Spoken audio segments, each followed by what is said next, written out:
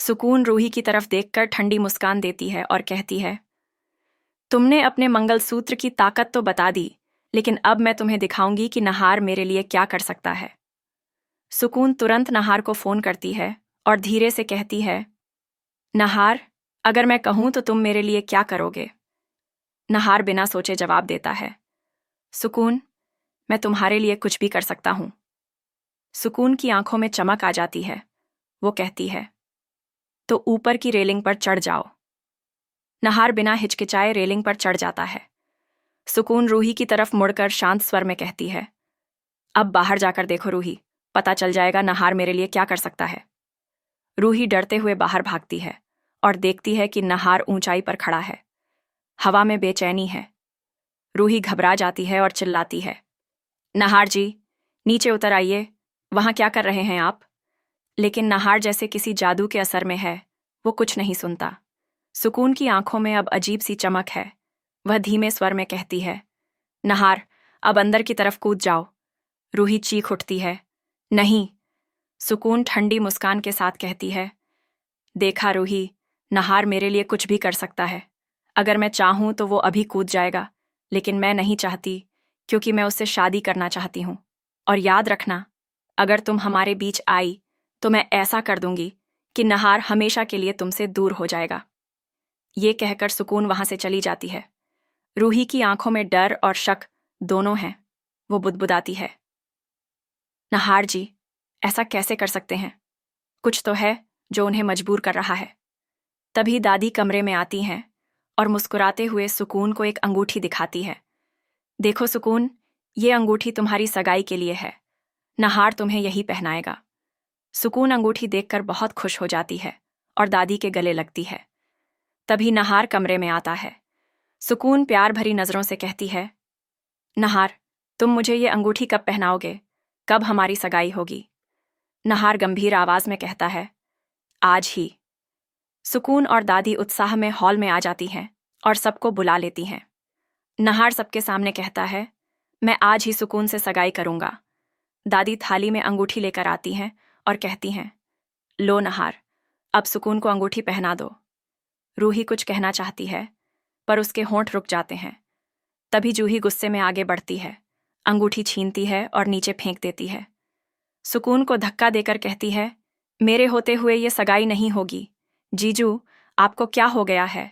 आप इस लड़की से सगाई कैसे कर सकते हैं? सुकून की आंखों में अब आग है। नहार मुझसे प्यार करता है, और अगर तुम देखना चाहो तो मैं अभी साबित कर सकती हूं। सुकून टेबल से चाकू उठाती है और नहार के हाथ में थमा देती है। लो नहार, अब अपनी नस काट लो, ताकि सबको यकीन हो जाए कि तुम मेरे हो। सबके चेहरे पर खौफ उतर आता है। नहार अपनी कलाई की तरफ चाकू बढ़ाने ही वाला होता है कि रूही दौड़कर उसका हाथ पकड़ लेती है और चिल्लाती है, नहीं नहार जी, मैं नहीं चाहती कि आप खुद को नुकसान पहुंचाएं। अगर आप सगाई करना चाहते हैं तो कीजिए, लेकिन खुद को चोट मत दीजिए। सुकून विजयी मुस्कान देती है और ठंडी आवाज में कहती है, अब कोई भी हमारे बीच नहीं आएगा। दादी कांपती आवाज में कहती हैं, अगर नहार सुकून से इतना प्यार करता है तो सगाई करने दो। अभी तो बस सगाई है, शादी नहीं। सब मजबूर हो जाते हैं और नहार सुकून की उंगली में अंगूठी पहना देता है। रूही की आंखों से आंसू गिरते हैं, उसका दिल टूट चुका है। नहार धीरे से कहता है, अब बहुत जल्द मैं सुकून से शादी करूंगा। तभी अचानक सुकून का शरीर कांपने लगता है। उसके हाथों से धुआं उठने लगता है। सुकून हांफती हुई धीरे से कहती है, मुझे वापस जाना होगा, पेंटिंग के अंदर। वह भागती हुई अपने कमरे में जाती है। रूही उसकी हालत देखकर पीछे दौड़ती है। खिड़की से झांक कर देखती है कि सुकून एक पुराना बक्सा खोलती है और उसके अंदर खुद चली जाती है। बक्सा खुद ब खुद बंद हो जाता है। रूही हैरान रह जाती है। कमरे में जाकर बक्सा खोलती है, लेकिन अंदर सुकून नहीं है। तभी दीवार पर टंगी पेंटिंग में हल्की चमक दिखाई देती है और सुकून का चेहरा उभर आता है। रूही डर से पीछे हटती है, फिर धीरे से कहती है, तो यही सच है, सुकून आत्मा है। वही इस पेंटिंग में रहती है। इसी पेंटिंग की वजह से वो घर में आई थी और इसी के जरिए नहार जी पर उसका वश है। रूही कांपते हुए हाथों से पेंटिंग उठाती है। अगर मैंने इसे नष्ट कर दिया तो सुकून हमेशा के लिए चली जाएगी। वह पेंटिंग उठाकर उसे तोड़ने ही वाली होती और है नहार अंदर कि आता है। अचानक दरवाजा जोर उसकी से आंखों खुलता में है। गुस्सा और डर दोनों हैं। नहार गरजते हुए कहता है, अगर तुमने इस कमरे में कदम रखा तो अंजाम बहुत बुरा होगा। रूही डर तो जाती है, लेकिन अब उसके चेहरे पर दृढ़ता है।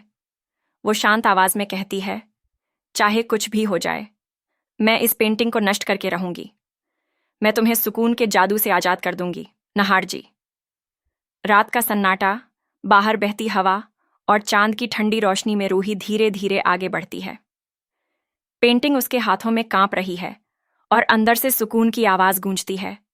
रूही, अगर तुमने मुझे छुआ तो तुम्हारा अंजाम बहुत बुरा होगा। लेकिन इस बार रूही की आंखों में डर नहीं, सिर्फ हिम्मत है। वो कहती है, अब तुम्हारा खेल खत्म होगा, सुकून। मैं किसी को मरने नहीं दूंगी।